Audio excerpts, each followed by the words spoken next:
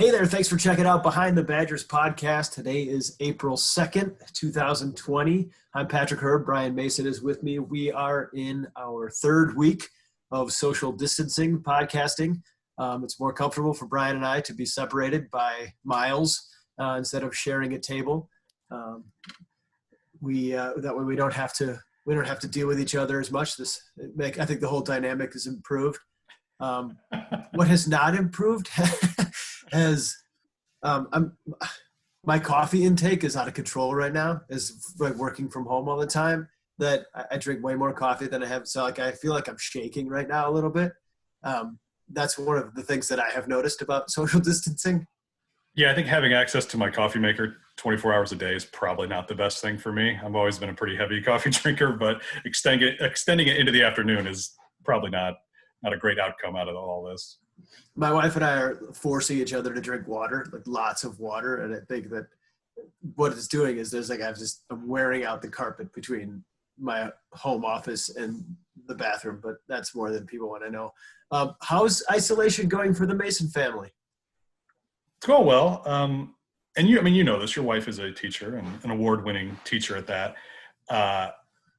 As if I didn't already have enough of an appreciation for the educators in our country, trying to balance working from home and being this halfway substitute kindergarten teacher for the last couple of weeks has opened my eyes to just everything that teachers go through. So I've definitely gained some perspective that way, and trying to figure out how to keep a stir-crazy 5-year-old entertained and educated has been interesting. But other than that, yeah, we're holding up pretty well. How about you guys?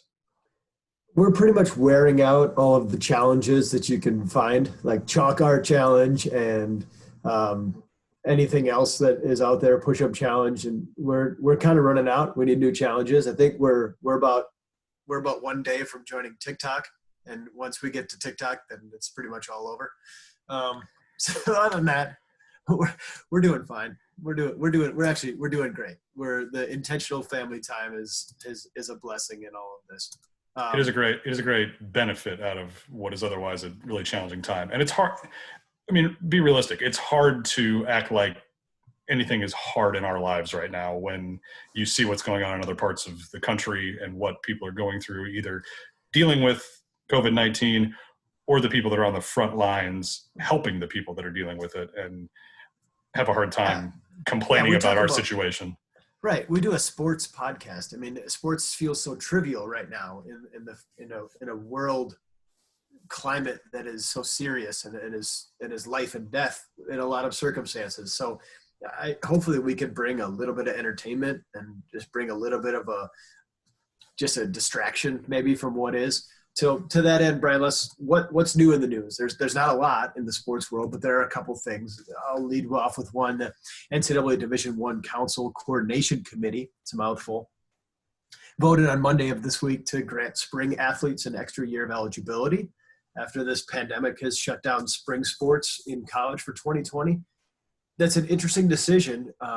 They're leaving it on the schools to self-apply waivers. So this does not apply to winter sports like basketball, but it does for spring. And what'll be really interesting to see is how many schools, how they react to this. There's a lot of hurdles that this presents with roster size, incoming freshmen, the financial component of scholarships and roster size.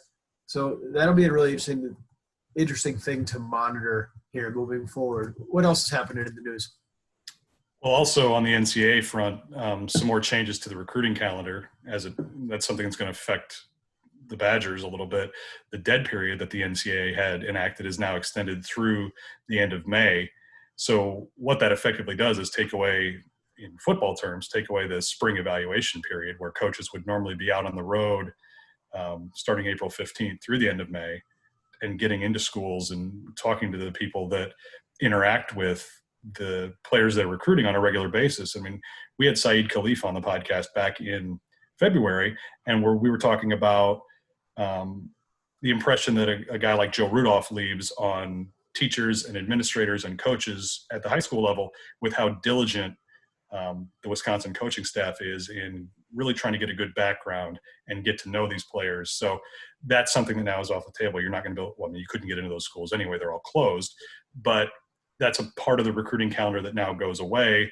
And what happens to that time, and is it made up? Or I don't think anybody has those answers yet. I think the next big question on the horizon is the period for official visits, the first 3 weeks of June, and what happens to those, because we know those are very important touch points for Wisconsin football in terms of recruiting, to be able to get recruits into Madison and get to know our other players and staff and see what Madison's all about. And camps, how it affects, Definitely. Wisconsin football recruits a lot from their camps. Wisconsin basketball does as well. The AAU period for basketball this summer is certainly in jeopardy, and what that's going to look like. And for a school like Wisconsin that maybe doesn't recruit off of rankings and stars and accolades as much as the right fit and the personality, and finding the kids who, Paul Christ always says, finding the football players who chose football, not the ones that football chose them. Missing those touch points is that's where Wisconsin thrives, in identifying those kids. So that's concerning. If we're just talking to the sports realm here, NFL football is one of the only sports that's making headlines still, making news. Some of the Badgers are on the move, aren't they, Brian?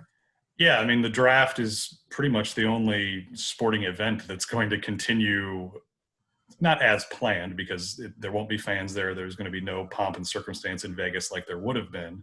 But the NFL calendar is moving along, and with that was this opening of free agency. And so you've seen a lot of Wisconsin alums on the move. It was good to see Melvin Gordon land in a spot. He's in Denver. His backfield mate, the Badger backfield with the LA Chargers is no more, because now Derek Watt is joining TJ in Pittsburgh as a free agent signing there, which I would have to think, if you're the Steelers, that's a pretty good incentive to try to get TJ Watt to stay past this initial contract that's going to end this year. Sure. I'm sure there's a couple reasons for that. A, Derek is a great player and has been a special teams ace for the Chargers and great fullback and all that, but the family connection certainly can't hurt in trying to keep a guy like TJ Watt in the fold. Joe Schobert had a big week. Signed a Back to the Watts. I got a big kick out of JJ saying that now TJ is definitely going to have the upper hand on favorite uncle because he's going to have so much access to Derek's newborn baby. So JJ is very, very disturbed by that fact now. I think I got a kick out of that. I did see a fair amount of people, the fans or people who follow the Steelers saying, okay, well, now the next logical move is let's get all three of them here and just bring JJ into the fold. So who knows? Mm-hmm. Maybe that's in the cards down the line. But Joe Schobert, like I said, he 5-year, $50 million, $53 million contract in Jacksonville. The same week he became a dad. So pretty big week for him. Rick Wagner, locally, now going to be a Packer after spending the last few seasons in Detroit. So he'll be back closer to home.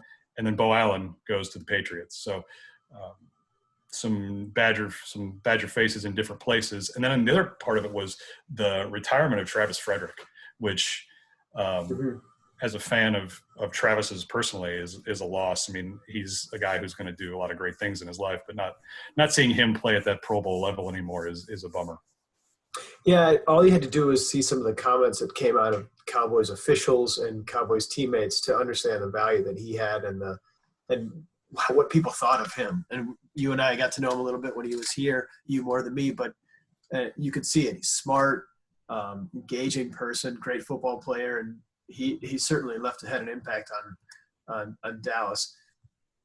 Other people having impacts is another newsworthy thing that I want to shed some light on here. And as I think about people making impacts right now in the community trying to help with the response to COVID-19, the famous quote from Mr. Rogers that circulates a lot, and what he said: when I was a boy, I would see scary things in the news, and my mother would always say to me, look for the helpers. You always find people who are helping.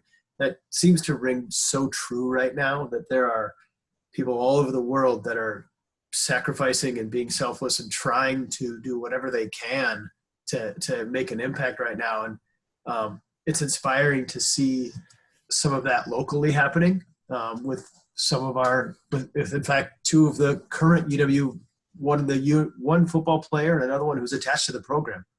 Yeah, the Dunn brothers, Jack, who's going to be a senior wide receiver, and Bobby. Unaffiliated to the coffee. Back to the coffee discussion. Yes, not Dunn Brothers Coffee. Let's be clear. Okay. Which we could use one of those around here. Those are I'm over my limit. I'm over my limit. But yeah, the Dunn brothers, Jack, senior wide receiver, and then Bobby, his brother, who's a grad assistant on the coaching staff. Really cool initiative that they've launched in the last week to make sure I'm calling it the Team 2020 campaign. But what it boils down to is trying to raise their initial goal anyway, trying to raise $100,000 to fund meals for a Grace hospice care here in the Madison area and provide food for a population that really needs it during this time. I mean, you're talking about people that can't go to the grocery store, people that can't get out and go get food. So it's really cool to see them step up and try to find a way to fill that need. But then there's also the I guess I'd call them the usual suspects in terms of doing good out there, the people you're not surprised to see stepping up. J.J. Watt and his wife donating 1 million meals to the Houston Food Bank. Russell Wilson and Sierra had already pledged to donate 1 million meals to food banks in the Seattle area. And then this week you saw him sort of be one of the faces of a pretty cool initiative that Kenny Dichter, UW alum and CEO. Friend of the pod, hopefully. Maybe not, but friend of the program. Certainly friend of the program, yeah. As proud a Badger fan as you will find out there in Kenny. But he's the CEO of Wheels Up, the private aviation company. And wait, we need to get a Wheels Up sponsorship for this podcast. Now, that's okay. I'm starting to think here. I think that's what we're missing. Go ahead. He does like to sponsor things. I mean, I remember watching when the Triple Crown was won, and who was the guy in the right in the winner's circle? But Kenny D, of course. But anyway, Wheels Up has about 8,000 members, and so Russell and Kenny have partnered on trying to find a way to help those 8,000 people do some good, and they're trying to I want to make sure I get the number right. Yes, 10 million. They're trying to fund 10 million meals through Feeding America, which the even crazier number, as I was looking this up, Feeding America distributed 4.2 billion meals last year in 2019, which is a crazy number. So good on them for trying to leverage the people they have access to and their platform to try to get some people to help and raise money to fund some meals for people who need them. And good on them for coming up with the name Meals Up as a play off of Wheels Up. That's as like the marketer inside me loves that. I think it's great. More locally too, it's inspiring to see efforts of some of the companies that are really getting behind helping out. You know, a couple of our great corporate partners that we work with all the time. Alliant Energy has donated huge sums of money to local food pantries and the American Red Cross, the United Way, even here in the Madison community. BMO Harris is another one that's doing the same thing. They're investing substantially in Chicago, Milwaukee, and Madison COVID response and recovery teams. So we're grateful for that. I listened to an interesting podcast that BMO Harris put out this week. Actually, their CEO, Daryl White, hosted an expert panel where they discussed a variety of topics, but social, financial, emotional impact of COVID-19, and they kind of forecasted some things that the future might hold.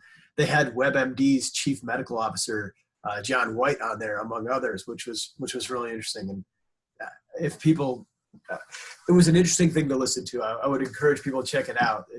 Just search BMO COVID-19 Insights, whoever you listen to podcasts, and give it a listen because it was interesting. More interesting than that, though. Go ahead. No, I was going to say the one, you think about our partners too. I mean, we're fortunate to have partnerships with a lot of the grocery store chains in the state. And I can't think of anybody that is more on the front lines of this nationwide than the people that are literally working in the grocery stores. So I think it's worth giving a shout out to everyone that's making sure that when we do venture out of our houses to get food, can get that food. And I give some credit to those companies for stepping up to support their employees too, because they are truly in the front lines of all of this. Yeah. My mother and father-in-law go to Hy-Vee when they have their hour for seniors and at-risk folks, where they've sanitized the entire store, and they are very, those folks are very appreciative for their efforts, no doubt. Let's transition though. We had a great conversation with Lauren Carlini, the Badger volleyball superstar, who is on the U.S. national team and she just came back from playing internationally in Russia. She is our second guest in a row that we've talked to in quarantine, but we talked about a ton of things with her, and we're very appreciative to have Lauren come by our podcast. Lauren, thanks for catching up with Wisconsin fans. You're a friendly face for a lot of Badger fans. Can you give us an update on what you're doing right now? Are you in quarantine? Yeah, so I got back from Russia. It was almost going on 2 weeks now. I'm in quarantine until Saturday. So really just been hanging out and kind of taking the time to do things that I haven't had time to do since I was home in college for whatever it was, 3-4 weeks during winter break. So yeah, just kind of taking the time to reset my mind and body and just relaxing. It's actually been a really nice change of pace. So enjoying some coffee and taking the mornings nice and slow. That's the sort of the blessing in this, is that it's forcing people to relax a little, I suppose, and maybe reconnect with intentional time. But so we talked to Ethan Happ on this podcast last week, and he was quarantining in the Chicago area as well, and or Western Illinois. But his parents weren't there. They were at a hotel. Are you by yourself in your parents' home, or do you have family around you? So I'm with my family around me. We kind of thought about the idea of me doing separate quarantine, but just figured it would be better if we were all in the same place. Kind of just easier on everyone. I was also in Russia where there wasn't as many issues as there was with Italy. So it was a little different situation than Ethan's, but just decided that being with my family and us all staying together would be the best choice. Did you have to make any kind of dramatic escape? Was it like a fear that you wouldn't be able to get back in the country or anything like that? Or how was your trip home? We want to hear like James Bond like stuff. Yeah.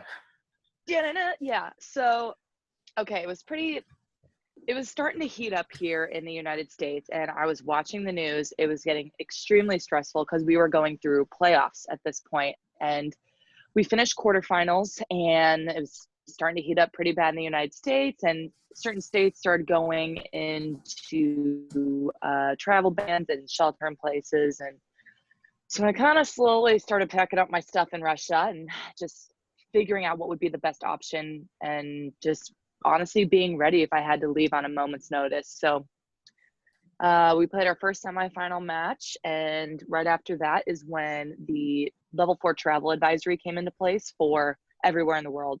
He just said, if you're overseas, return home, because we don't know if we're going to be able to get you back after this point. So that was on a Thursday, and we actually ended up traveling on Friday to the second semifinal match. We traveled to the semifinal match, landed, found out that the game was postponed. The other match was postponed. And then it was like 30 minutes later, they postponed the season. So 5 hours later, we got back on a plane to Moscow and landed. And I texted my agent and I'm like, I'm getting out. It's not worth trying to wait this all out, because Russia's about 2 weeks behind us. And if it's already happening in the USA, it's only a matter of time before Russia shuts down as well. And my thinking was, I'd rather be somewhere where I'm comfortable. I know the language. I know people are going to like take good care of me. So the next morning it was like a 9:30 a.m. flight, and I was on a flight to JFK. And then after that, JFK to Chicago. So it was crazy. It was very stressful leading up to leaving. And then the actual travel experience and everything with that was as smooth as it could have gone. So very lucky for that. So what does the season look like in Russia? Like, how much travel are you doing? When are the matches? Like, because we've talked about there's no professional volleyball circuit really in the United States. So what does it look like when you're playing in Russia? Yeah. So in Russia, it's a pretty typical, we practice 2 times a day. In the morning, it's usually some type of serve pass or lighter practice with weights. We'll have a little break in the middle of the day, and then at night we do our 6-on-6 team practice. So that is typically what that consists of in terms of practice. And then it's a little different with where my team is and where we travel. We train about an hour and 15, hour and 30, depending on traffic, from our actual competition gyms. So we stay in a hotel, whether it is a home game or an away game. So we were in hotels a lot. We were traveling a lot. And Wait, are you in we a would hotel? play typically once. Are you in a hotel all year long, or do you have an apartment also?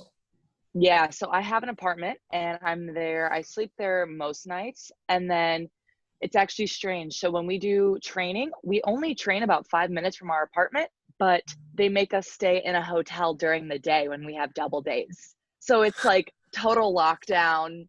Are we really surprised type of deal? But yeah, it's strange. I mean, we get fed twice a day, which is great, but we also really are not in our apartments that often. So yes, I have an apartment, but I'm in hotels most of the time. So Um, where's your team based yeah. out of? Like where are you staying in Russia? Yeah, so I'm actually in Moscow and there's like 3 rings, and where we train and play is on the outermost ring. So I would say it's like if you're looking at Moscow, we are on the east side of Moscow. As somebody who has never been to Russia, and I probably will not get there in my lifetime, I don't I don't have reason to at this point. What is Russia like? You know, I actually really didn't mind Russia. I was shocked. It was way more modern than I thought it was going to be. Um, it's a lot bigger, pretty grandiose, I would say. And I know a lot of people say the Russians are really mean and how they kind of come off, but I never had that experience, honestly. Um, Whenever I needed help, like they were more than willing to help me out, point me in the right direction. And it never really came off as rude or anything like that. So that was one thing I was really surprised by, how modern the city was, and it was pretty clean. I really liked that. However, the weather is pretty miserable. Like it's like 2 or 3 months straight of just cloudy, deep fog, just super depressing. I had to go out and buy it was one of these like sun lamps that you turn on in the morning, and it like shoots out 10,000 watts of some whatever UV voltage, and that helped me get through the season because it gets pretty dark there for a while. So Oh overall, I man. thought it was a great experience, and honestly, the biggest thing was the public transportation. I used the metro all the time to get into the center, and within 40 minutes, I was down in the Kremlin area and the Red Square. So pretty cool. I have no doubt that Hollywood plays a role in why we think Russians are mean, or I mean, there's obviously history. Absolutely. There's history Yeah. between the countries, no doubt. But how do they respond to American culture, American movies, music? Like, because Mhm. they have been painted as the villain a lot. For sure. I would say so they really don't listen to that much American music. I will say that. They're super into their like dance, techno, electronic stuff, like whatever floats your boat, but doesn't float mine. And yeah, so I would say they like American movies. They enjoy the acting and the level of acting that comes with Hollywood and American movies, not so much with the music. And then in terms of culture, we have different cultures. I'll say that. It's just how we approach things and how we really take a lot of pride in like teamwork and working together and things like that. Of course, they have a lot of pride for their country, but it's a little bit more individualistic and I don't know, I guess maybe a little bit more of a selfish society than what I have experienced, at least with Team USA and living in the United States. Have you learned the language at all? Absolutely not. I learned like the rotations, like basically like 1 through 6, like the numbers 1 through 6. What are those? Hello, goodbye. Okay. Один, два, три. What's 4? Шесть. I don't know 5. That was the one I'm like, okay, I know when I hear it, that's 5 because I don't know that one. And City is 6. Привет is like the cool way to say hey or hello, good morning. Baka is bye bye. What else? That was literally about the extent of it. Vada, water, super hard, I know. What's the makeup? What's So the yeah, just makeup like of your the team? absolute minimum basics. What's the makeup of your team? Americans or Russian national to foreigners? Yeah, so there was 4 Russian national team girls on my team, And the way the Russian league works is there's only 2 foreigners allowed. So it was me as an American, and then the other foreigner was a Czech Republic girl. And she's been on the overseas scene for a long time. So she can pretty much speak every language. And it was crazy because last year she was also on this Moscow team and didn't speak any Russian, had such a hard time. And then this year she came back and I don't know how she knew it, but she can fluently speak Russian now. So her and I would say my roommate, who's a Russian national team girl, them two were like my main interpreters, translators, always helped me out, because I would say this year was interesting because I never knew what was going on. And I just kind of went with the flow. Like if someone tells me to be somewhere, I'm there, which for me is really hard because I'm a control freak and a planner and I have to have everything under control. So I had to flip the switch this year and just kind of learn to go with the flow and not get worried about things that I don't know about, right? Like you don't know what you don't know. So I just kind of had to lay back and relax, and it was kind of nice. It was a different change of pace. So. All right, this is where I'll put in my plug. And Patrick, you talked about Hollywood shaping a lot of our interpretations and attitudes. If you haven't seen the show The Americans, it's probably it's among my favorite shows of all time. Awesome. It's all about the Cold War in the 80s and KGB agents posing as Americans in the U.S. Awesome show. So add that to your quarantine watch list. But exactly. If you were the only American on your team, did you have any contact with other Americans when you were over there? Did you meet anybody or connect with, I don't know, were there some Badgers over there you could meet up with, some UW alums or anything? So this year was really bizarre. I'm not sure how it worked out, but it was the most social interaction that I had over my professional years. So 2 years I was in Italy and I hung out with people, but not as often as I did with people in Russia. And I think it was because of the situation we were all in, and we knew that we were in a culture and society that we're just not super comfortable with. And so it was great because there was there's a lot of people in Moscow. So there's also a men's Moscow team for volleyball, and they both had 2 foreigners, and it was a Belgian guy and a Canadian, and the Canadian had his wife there. And then Eric Soji, who's on the men's USA national team, he's the libero. He lived in Moscow as well and he had a different situation. There's some teams that are super far away in the boonies of Russia. And so they live in Moscow and train in Moscow. And then they travel to their home matches, which are like a 4-hour flight away. So that was his situation. So he was in Moscow the majority of the time, but then would fly to his home matches. It's called Novi Uruguay. It's literally almost in the North Pole. So there was a group of and then his teammate actually was Hungarian, spoke perfect English, and his wife was there. So we had a group of like 6, 7, sometimes 8 people that we hung out, and we had family game nights, and we went bowling, and we would go see movies or whatever it was. We hung out a ton, and it was really good. It was just a nice change of pace to be able to hang out and speak English and just kind of relax and digest the whole situation that we were in. So it was great. What is international volleyball like from a professional league standpoint? So like crowd wise, and I ask that because I don't know why it hasn't caught on in the United States. Like you watch Badger volleyball games and we have thousands of people that pack the field house. It's awesome. People love Team USA and international volleyball. So why is a professional league not caught on here, but it would in Russia? It's all about the money, right? And it's all about sponsors and who is willing to pay to have the rights to a team. So in Russia, there's a lot of money that comes from, how do I say this nicely? Careful now. Certain places, right? And it's easy for them to pay people a lot of money. Whereas I'm actually having a call about it today as well, about setting up a professional league in the United States and what that would look like. And in terms of how much money would we have to get paid in order to feel comfortable saying no to these overseas contracts and staying in the United States. There's just a lot of factors that go into it. And so it's frustrating for sure, because like you said, the college game has so much following. Our USA team, we have a lot of following. I think we can have more.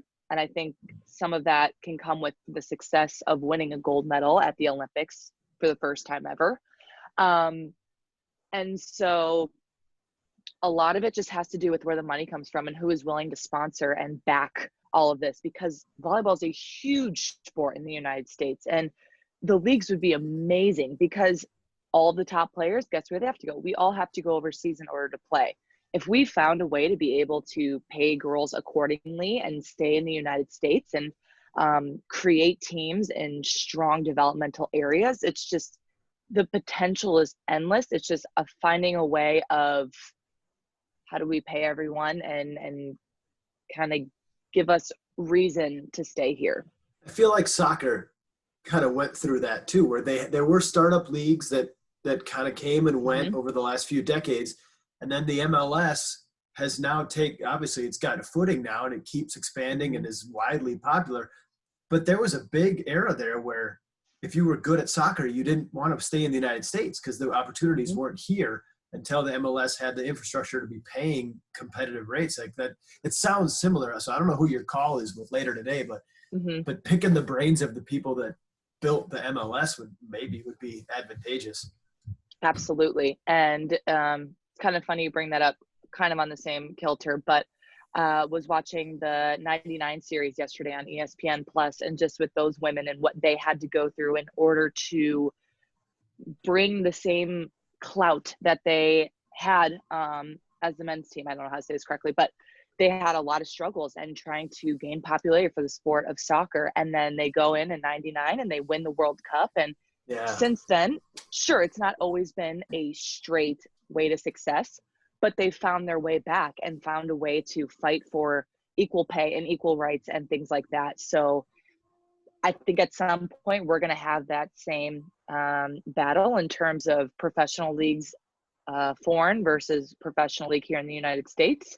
Are we there yet? I don't think so, but I hope that it happens sooner rather than later, because it's just a different experience. It's great living overseas and getting those experiences and learning about different languages and cultures. But at the same time, there's nothing like being able to stay at home or stay in the United States, stay somewhere where you're comfortable, and be able to do something you love every day. Yeah, I mean, it seems like if you can make the money work, the interest is there. I mean, it's a sport that, like we've talked about in the last few minutes here, has a great following in this country. But what was the fan level of interest that you're playing in front of in Russia? Like, what are there full gyms? Is there a ton of excitement? Like, where does this sport kind of fit on the radar in Russia and Europe where you've played? Yeah, so Russia, I would say it really depended on the team. It was interesting. Like with our team, the men's matches were always sold out. It was incredible. And then the women's matches, we didn't really have that many, even though historically we've been the best team in Russia and one of the best teams in the world. So I just thought that was an interesting contrast between at least the men's and women's teams. Of course, I think people like to watch men's volleyball a little bit more because it's powerful and it's strong and it's impressive how high they can get over the net, right? But there's not that many rallies. I don't know. For me, I like watching women's volleyball better. There's more rallies and defense, which I love. So that's exciting to me. But for maybe the casual fan, them seeing men just go up and bounce 10-foot balls, maybe that's what they like. So I think it depended on where we were in Russia and the team support. If it was a really small town, of course, the gyms are packed because that was what they did. They go and watch volleyball. Italy, I would say, would have a stronger following top to bottom. Didn't matter where the team was or how good or bad they were. They were selling out 4,000, 5,000 seat gyms. So again, still not as strong as I think the university level in the United States, but still good nonetheless. But that's along the lines of what Ethan was telling us last week about playing basketball in Italy and the level of interest. And like, there's just this huge passionate following for it there. So that's cool that you've been able to experience that. Do you know what your next professional stop is? Assume, whenever we get back to quote unquote normal.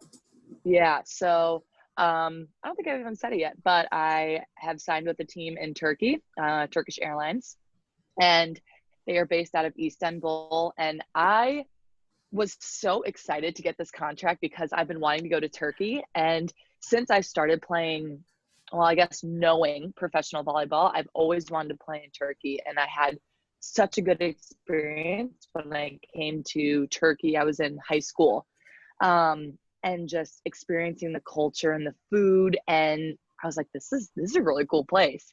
And so we ended up going back to Istanbul last year for one of our Champions League matches. And I'm like, I want to be here so bad. Like, this is just an awesome place to be. So the contract came through earlier this year, and I was like, sign me up, I'm in. So I'm lucky that I have a job next year. I don't know if it's going to be the case with most of the girls in Italy. Who knows if they're even going to have a league. Same thing with China. It's kind of up in the air. So yes, next season I will be in Istanbul playing for Turkish Airlines. Congrats. We're breaking news. We're breaking news here on the podcast. Have you connected with Sam Decker at all? Because I know he's been playing in Russia too. And I don't, maybe even just like a email or face or texting with him, but have you connected with him about your experience? Yeah. So we were trying to actually find a time to meet up just to chit chat about everything. He's a little farther south in Russia than I am. And so it ended up working. There was no time where he was at home or traveling to Moscow. We were always in opposite places. So we were never actually able to meet up, but talked a little bit, not a ton, just about the experience of it. And most of it was actually about the escape plan that we both had to do. And the men's basketball actually stopped way prior to the women's volleyball leagues stopping in Russia. So they were in quarantine for a while prior to us leaving. And then he ended up leaving actually after me. It was right as Russia was closing borders, and they were like, get home now or you're stuck basically forever. And he's like, okay, I think it's time for me to go. Yeah. So packed up his bags and he was out, I think, within a couple hours. So I know we talked at some point middle of the season, and we were kind of on the same kilter. Like, we're doing fine. We could be doing better. And it's just a matter of riding the waves of the season. And of course, when you're doing good and the team is doing good, everyone's happy and treating you great and practices are fun. And then you're going through the kind of rough part of season, you're not doing quite as well as you'd like, or the team isn't winning, and everything just gets a little bit more, it's harder to go to practice every day and things like that. So we were talking through that and just kind of giving each other like, hey, you got this, stay with it. Like, it's not going to last forever. Just giving each other a little pump up just to kind of stay with the rest of the season. Transitioning a little bit, we're all affected by COVID-19 right now, and there's obviously a lot of things being shut down and canceled, and I feel sad and feel bad for a lot of athletes and entertainers who are having their lives changed and canceling opportunities. I feel bad as a sports consumer that I don't have things to watch, but that's kind of selfish. But for you, obviously, it's had a really direct impact with the postponement of the 2020 Olympics. How did you find out that the Olympics were going to be postponed? Yeah, so I actually found out through a local reporter texted me and was like, hey, sorry to hear about the 2020 Olympics. Like, we're rooting for you. Like, would love to get a quote from you.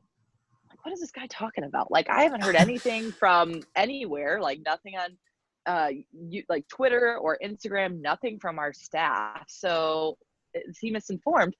And then it came through like an hour later and got the social media reports that, okay, yes, he said the Olympics are postponed. And so, yeah, I just lost it. I cried. And I was, when you just put your whole heart and everything you're working towards is this one goal and it gets taken away from you, it's devastating and it's soul crushing. And you're like, why is this happening? Like, I've put everything I had into this and now they're just taking it away from us. And of course, retrospect, it's the right decision. It's the safest decision for everyone and it makes sense. And so I lost it for like an hour. And then after that, Kelly Sheffield called me and he was like, I'm bummed for you.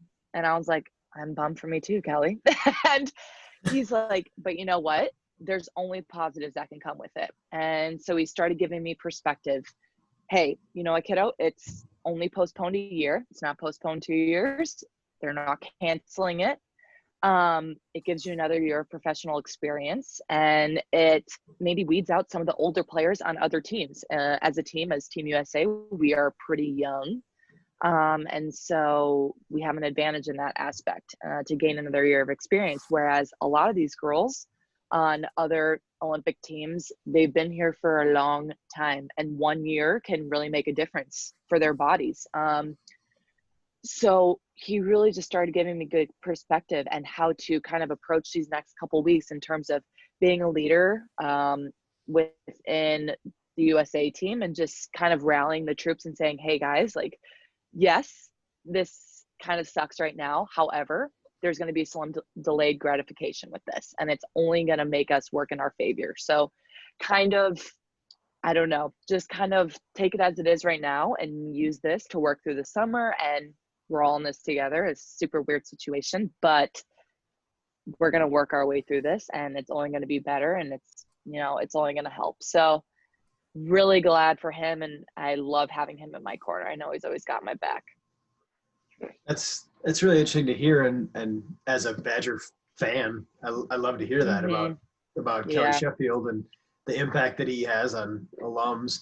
I think our listeners should a lot of them may not know that Lauren is correct me if I'm wrong, but you're on pace to essentially be the starting setter for the national team in this year's Olympics. And tell me if I'm wrong, but you're kind of about to become the face of USA Olympic volleyball. Is that unfair to say that that's the position you've kind of risen to? I know you're humble, but indulge us. I know, it's like makes my skin crawl. You know, you can never, nothing is ever given, right? And we always say nothing is guaranteed in the USA gym. It's everything can change at the flip of a coin. And so I think what was most devastating about going into this summer was knowing that I did put myself in a really good position mentally, physically, in terms of the possible 12. I feel like I put myself in a good position to be one of those 12. So I think that was one of the more devastating parts of it. However, the way Kelly put it is like, are you going to get worse over the next year, Lauren? I would say probably not. Like, it's only, your situation's only going to get better, and you're only going to get better as a player. So, yeah, I mean, possibly. I don't like looking at it that way, but yeah. Yeah, you are. You are. Let's yeah, you are. Okay, so as the face of Team USA, we've now established that. As the face of Team USA, what's been the highlight for you of international competition with the U.S. team at this point? Knowing that the Olympics are going to be pushed back, what's the positive you've taken from your experience on the national team so far? You know, I just think I go back to us getting another year of experience, and I do think it's good because first 2 years of the quad, I didn't have a great showing. I didn't come on as strong as I wanted to onto the national team, onto the scene. It took me a while to kind of get used to the system and get used to how this offense was run. And then going into, it was the 2018-2019 season for professional volleyball. I went and played for Novara in Italy and ended up winning a Champions League with them, and having, his name is Massimo Barbolini, I think one of the best coaches in the world. He just gave me so much confidence and so much, I don't know, he really supported me and was an amazing coach. And I think it kind of just built my confidence as the season went on. So coming out of that, I felt really good stepping into the USA gym, even though the past 2 years I didn't have a lot of success coming into that. And I went on VNL, and then we ended up, it was like 2 matches in, and then I all of a sudden became the starting setter in VNL for the USA team. And so this is past summer.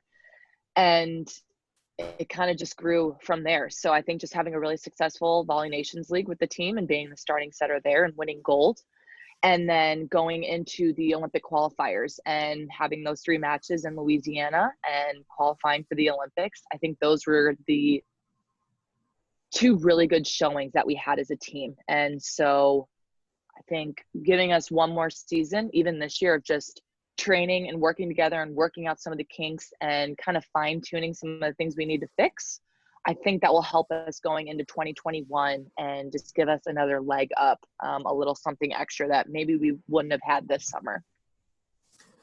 I read somewhere that when you were 9 years old, you drew a picture of yourself in a USA jersey wearing number 7, and now you do wear number 7 for you. Is that true? Like that doesn't seem like real. Like that's like in a movie. Right. Like, oh no, Lauren, you drew this 2 days ago, and like, no. I'm pretty sure really, I drew pictures of myself as a pro athlete too, and it never happened. It's I don't know. I don't know if that's a way of like writing down your goals and things, but it's pretty crazy just how, if you can believe it and you can dream it, you can do it, right? And I don't know how old I was. I was pretty young, and I'm a terrible draw, so I don't know why I would have drew this in the first place, but I was just doodling one day and I drew myself in a USA number 7 jersey, and now here I am wearing number 7 for Team USA and hopefully becoming an Olympian within 15 months or so here. So it's just, does that drawing still exist? It does. It's hung up in my dad's office. I don't know if I have one on me at the moment, but it still exists. He's still got it. That's awesome. Yeah, it's crazy. So you mentioned earlier that everything's earned, but now that we've established you're the face of the Team USA, did you? In case you didn't hear it before. Just got to make sure people know. Did you have to do any lobbying to get Dana Rettke as a teammate, or has she, or has she just totally established herself enough to kind of get in that fold as well?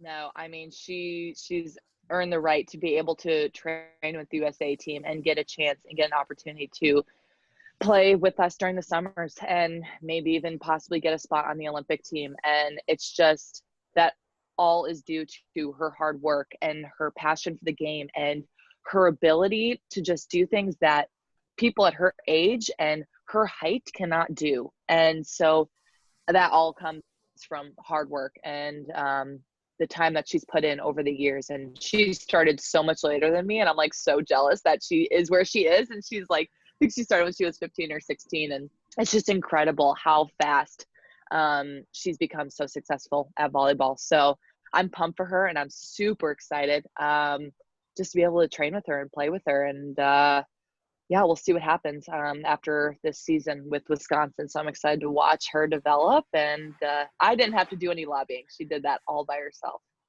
Let's say you're going to have a line of like Molly Haggerty's like knocking on the door, like all these other like Badgers will be like, hey, wait, I lobby for me too. How closely have you been following the Badgers? Like, were you from Russia? Were you able to watch this last season at all, and how incredible they were? It was tough to watch with the games being at like 3 or 4 in the morning. But I would always look at the stuff the day after and just see how they were going. And you got the feeling that as the season was going on, of course they had a tough start, but preseason really doesn't mean much in the grand scheme of things. And so I don't know, never really lost doubt because we've also been in that position.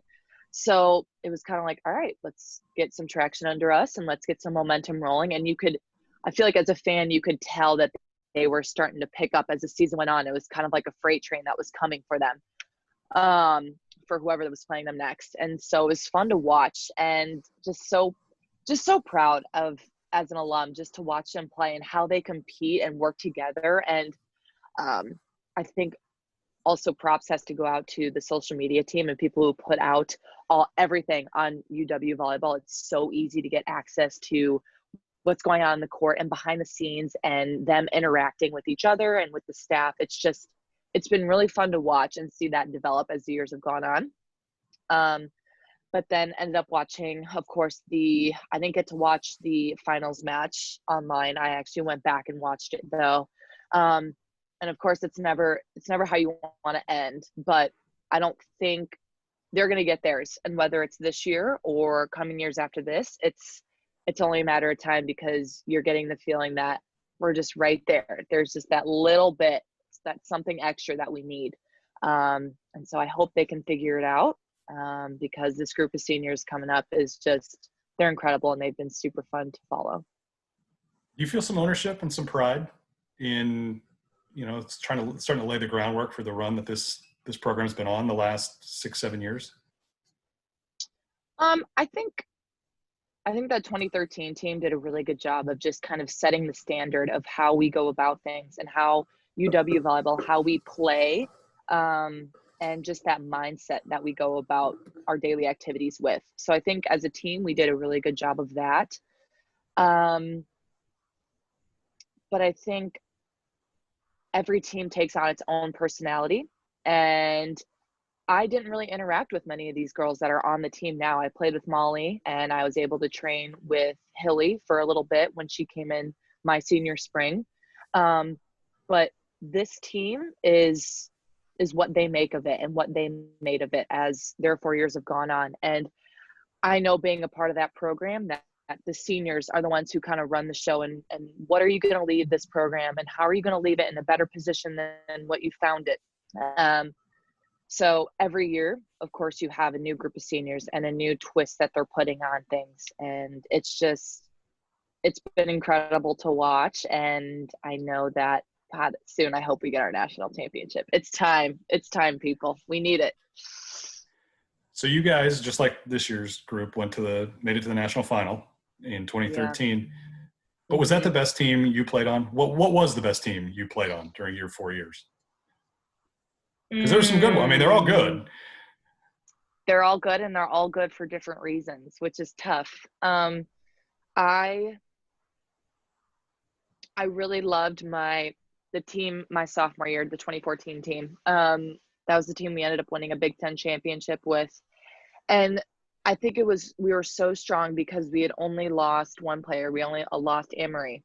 And we just had a lot of momentum coming out of 2013 and a lot of swag, and just kind of how we went about things. We were just, I don't know if I'm allowed to swear, but we were just badasses, right? And we just went about things and with a lot of swagger, and I loved that. And so I think how we approached that season, I really loved that. And of course, just a really unfortunate ending for us, as was most seasons. If you don't win, you feel like a failure, even though that's not the case. We still ended up winning a Big Ten championship. I just loved the personalities and how we approached that 2014 season. Was that the year you got hurt at the regional? Yeah. Thanks for bringing that up. Sorry to bring that up. Yeah. My ankle's twitching just thinking about it.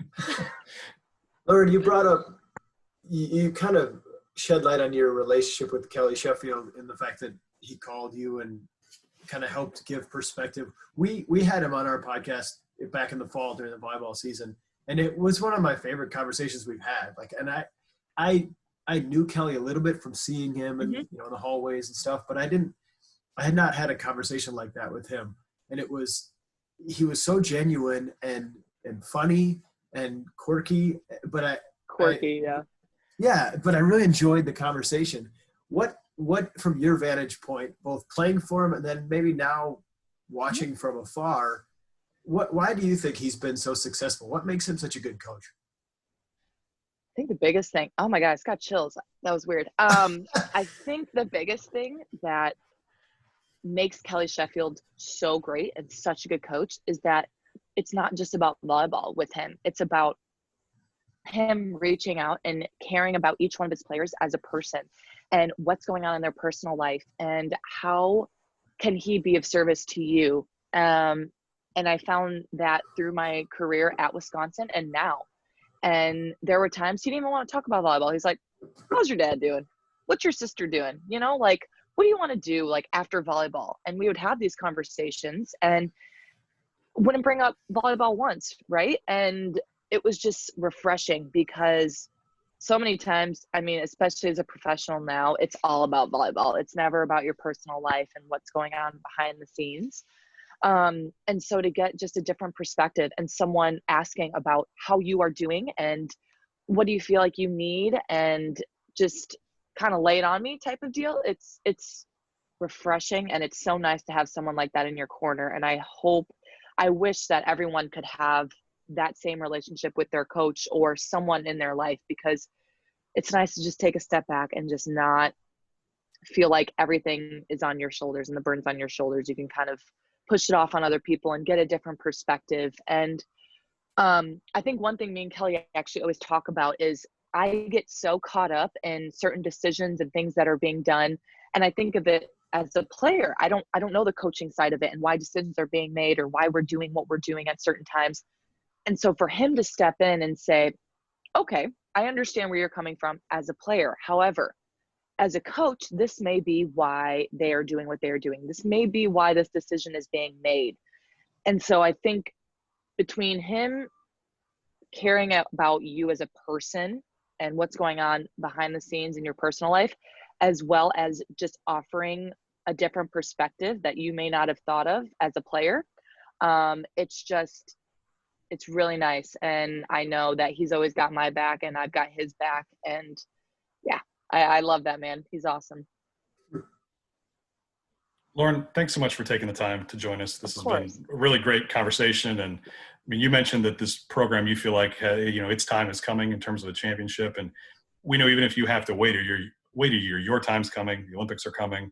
So thank you. Keep carrying the banner for the Badgers and for Team USA. And we'll be watching for you in Tokyo whenever you do get that chance. Yeah, thank you. I appreciate it. Good luck with your last few days of quarantine. Woohoo! Almost there. Home stretch, people. Let's do it. See ya. Thanks, Lauren. See ya. Go Badgers. Awesome to have Lauren as a guest and taking some time to talk to us from quarantine. She is someone that I've always said, if I was starting a team from scratch, regardless of sport, she is somebody that I would want on my team. Because of her toughness, her competitiveness, her intelligence. Like she's an athlete who has always impressed me in a lot of ways. And one thing I forgot to ask, I wanted to ask her if she, was it always volleyball for her, or was she competitive in other sports? I don't know, something for a follow-up the next time we talk to her. I'm guessing that she's competitive in everything she does. Just based on how successful she is, she's probably the type that if she's playing cribbage, it's like cutthroat cribbage. That would be my guess. Shouts to Bianca Michelli, because she's been the one who Lauren gave a shout out to about the social media for Badger Volleyball, and they have done an awesome job. She's been coordinating those efforts. A lot of people are involved, but giving Bianca a little love for what she's done on it. Also want to give a shout out to one of our loyal listeners, Brendan Wood Taylor. He sent us a nice email the other day, and he asked a question that I actually had to do some digging on. I don't know why he was wondering, but he was wondering who the longest tenured employee at UW Athletics is, and what they do, and which was an interesting question, and I didn't know off the top of my head. Did you get the answer? No, I'm not positive in this. No, I have a guess. I probably should have gone to HR to actually find out, but okay, give me your guess first. It's got to be Alan Zussman, right?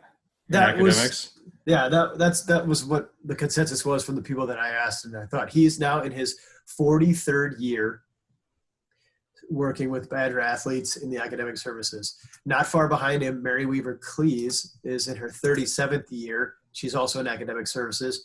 I think Barry Fox, who's our director of facilities, and Jim Roberts, who's in our information technology, I think those two might be close behind as well too. They've been helping and working with Badger Athletics for a long time too. Shout out to Mary Weaver Cleese, by the way, one of the best people you'll ever encounter, meet, have the chance to work with. She is just an awesome person, and you've heard hockey players, basketball players, everybody that she's had a chance to work with over the years just extol her virtues as a academic advisor, but just as a person, she's great. And I know she's retiring here at the end of the year, and she's somebody that we will miss in the department for sure.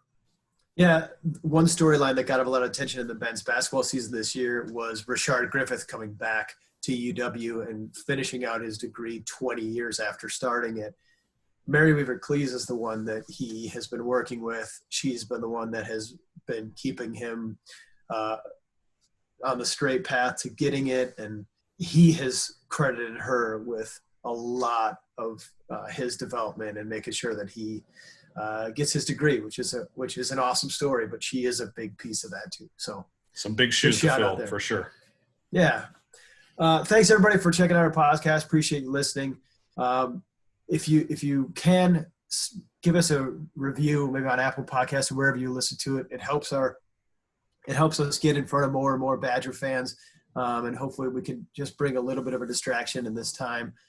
Drop us a message if you want to hear us talk about anything. Or if you've got questions for us, you can find us at Behind Badgers on Twitter. You can email us to the email address is behindthebadgers@gmail.com. Other than that, please continue the social distancing right now. We are flattening the curve, even as if it's a slow process, it's happening. And all of us are doing our part. This is one thing that has unified the entire world, which is neat. And we appreciate all of you who are doing your part. Stay safe out there. Thanks for listening. We'll talk to you next week.